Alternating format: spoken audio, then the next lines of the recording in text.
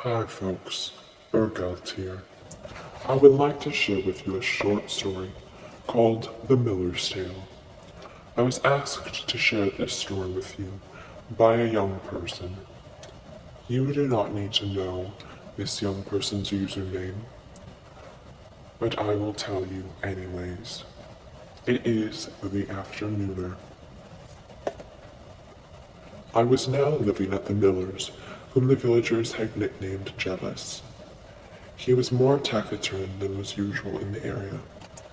Even when neighbors came to pay him a visit, he would just sit, taking an occasional sip of vodka and drawling out a word once in a while, lost in thought or staring at a dried up fly stuck to the wall.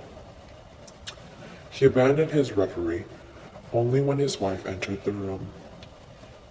Equally quiet and reticent, she would always sit down behind her husband, modestly dropping her gaze when men entered the room and furtively glanced at her.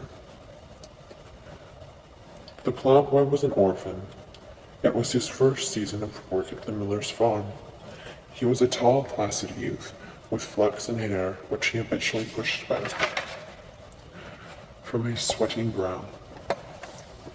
The miller knew that the villagers gossiped about his wife and the boy. It was said that she changed when she gazed into the boy's blue eyes. One night, the miller's wife served supper. They ate silently. The miller sat at the middle of the table, his wife on one side and the plowboy on the other. I ate my portion squatting by the oven. I admired the appetites of the two men. Huge chunks of meat and bread, washed down with gulps of vodka, disappeared in their throats like hazelnuts. The miller bent over the plowboy and whispered something in his reddened ear. The youth jumped up as if pricked with a knife and began to deny something. The miller asked loudly now whether the boy lusted after his wife. The plowboy blushed but did not answer. The miller's wife turned away and continued to clean the pots. The miller pointed at the strolling tomcat and again whispered something to the youth. The latter, with an effort, rose from the table, intending to leave the room. The miller came forward, overturning his stool, and before the youth realized it, suddenly pushed him against the wall, pressured one arm against his throat, and drove a knee into his stomach. The boy could not move. Terror-stricken, panting loudly, he bawled something. The woman dashed toward her husband, imploring and wailing. The awakened tabby cat, laying on the oven, looked down on the spectacle, while the frightened tomcat leapt onto the table. With a single kick, the miller got the woman out of his way, and with a rapid movement, such as women use to gouge out the rotten spots while peeling potatoes, he plunged the spoon into one of the boy's eyes and twisted it. The eye sprang out of his face like a yolk from a broken egg, and rolled down the miller's hand onto the floor. The plowboy howled and shrieked, but the miller's hold kept him pinned against the wall. Then the blood-covered spoon plunged into the other eye, which sprang out even faster. For a moment, the eye rested on the boy's cheek, as if uncertain what to do next. Then it finally tumbled down his shirt onto the floor. They belonged. The miller's wife was screaming wildly. She rushed to the adjoining room and woke up her children, who also started crying in terror. The plowboy screamed and then grew silent, covering his face with his hands. Rivulets of blood seeped through his fingers down his arms, dripping slowly on his shirt and trousers.